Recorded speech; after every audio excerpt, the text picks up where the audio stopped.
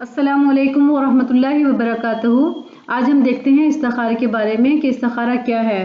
حضرت جابر رضی اللہ تعالیٰ عنہ سے روایت ہے کہ رسول اللہ صلی اللہ علیہ وسلم ہمیں دعا استخارہ اس طرح سکھاتے تھے جس طرح قرآن مجید کی کوئی صورت ہو۔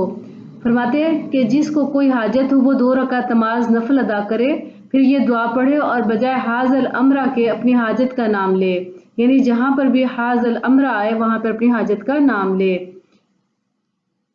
اور اس کا طریقہ کار اس طرح سے ہے کہ کوئی دن اور رات کی اس میں تقسیم نہیں ہے کہ رات کو کرنا ہے یا دن میں کرنا ہے۔ اس کا اشارہ اس طرح سے 3 طریقوں سے مل سکتا ہے۔ نمبر 1 حالات اور معاشرہ آپ کو بتا دے گا جو بھی آپ کو مسئلہ ہے کہ یہ صحیح ہے یا غلط ہے۔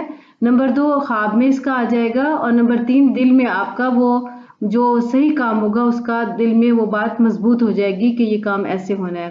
تو اس کے لیے خواب آنا ضروری نہیں ہے بلکہ 3 باتوں سے ہمیں پتہ چلے گا۔ معاشرے اور حالات کی وجہ سے دل میں بات مضبوطی سے آ جائے گی، یا پھر خواب میں اشارہ مل جائے گا۔ 1 دن، 3 دن، 7 دن، اور اگر مسلسل 7 دن بھی نہ آئے تو پھر 1-2 دن کا گیپ ڈال کر پھر دوبارہ شروع کریں۔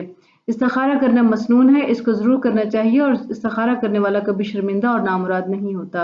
استخارے کی دعا اب ریپیٹ کرتے ہیں اور دیکھتے ہیں کہ اس کو ہم کیسے پڑھتے ہیں۔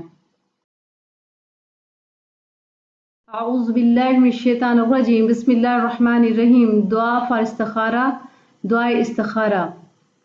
اللہم انی استخیرک بعلمک واستقدرک بقدرتک وافعلک من فضلک العظیم فانک تقدر ولا اقدر وتعلم ولا عالم وانت علم الغیوب۔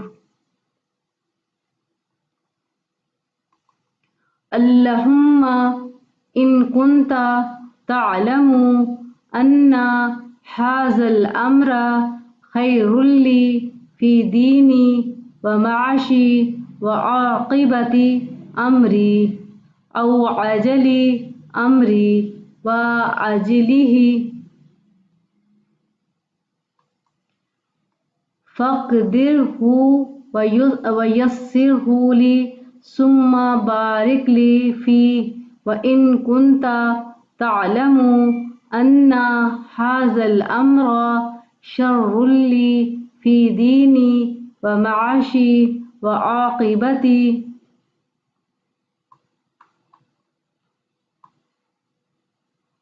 امری او عجل امری وآجلہ فاصرفہ عنی واصرفنی عنہ واقدر لی الخیر حیث کان ثم ارزقنی بہ۔ اللہ تعالیٰ ہمیں اپنی زندگی میں استخارہ کرنے کی توفیق اور سعادت نصیب فرمائے۔ ہم اپنے ہر کام، ہر مسئلے کے لیے استخارہ کریں، ایسے ہی جیسے کہ مسنون ہے، اور نبی صلی اللہ علیہ وسلم کی سنتوں پر عمل کرتے ہوئے اپنی زندگی کو گزاریں۔ آمین یا رب العالمین۔ وآخر دعوانا ان الحمد للہ رب العالمین۔ السلام علیکم ورحمۃ اللہ وبرکاتہ۔